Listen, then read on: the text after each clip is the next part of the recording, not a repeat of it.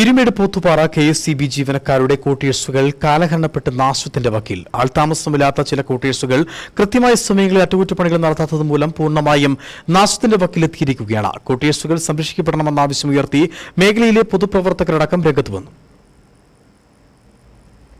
Peermade Pothupara KSCB section ഓഫീസിലെ ജീവനക്കാരുടെ ക്വാർട്ടേഴ്സുകളാണ് അധികൃതരുടെ കെടുകാര്യസ്ഥത മൂലം കാടുകയറി നാശത്തിന്റെ വക്കിൽ എത്തിയിരിക്കുന്നത്. ചില ക്വാർട്ടേഴ്സുകൾ പൂർണ്ണമായും നാശത്തിന്റെ വക്കിൽ എത്തിയിരിക്കുകയാണ്. കാടുപടലങ്ങളാൽ മൂടപ്പെട്ട കൃത്യമായ സമയങ്ങളിൽ അറ്റകുറ്റപ്പണികളൊന്നും ചെയ്യാതെയാണ് ഇവ നാശത്തിന്റെ വക്കിൽ എത്തിയിരിക്കുന്നത്.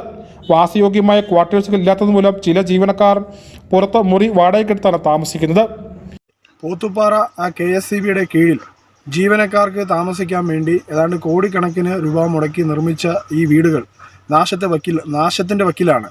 ഇത് ദിവസങ്ങളായി പരാതിപ്പെടുകയും എന്നാൽ ഇതിനൊരു നടപടി സ്വീകരിക്കാത്ത സാഹചര്യമാണ് ഇവിടുത്തെ അധികാരികളുടെ ഭാഗത്തു നിന്നും ഉണ്ടാകുന്നത്. ഇത് അടിയന്തരമായി പുനരുദ്ധാരണം ചെയ്ത് ജീവനക്കാർക്ക് വിട്ടു നൽകാൻ തയ്യാറാണോ, അല്ലെങ്കിൽ ഇത് മറ്റു ആവശ്യങ്ങൾക്ക് വേണ്ടി സർക്കാർ ഏറ്റെടുക്കാൻ വർഷങ്ങളുടെ പഴക്കമുള്ള ക്വാർട്ടേഴ്സുകളാണ് പീരുമേട് പോത്തുപാറ KSCB സെക്ഷൻ ഓഫീസിന്റെ ഭാഗമായിട്ടുള്ളത്.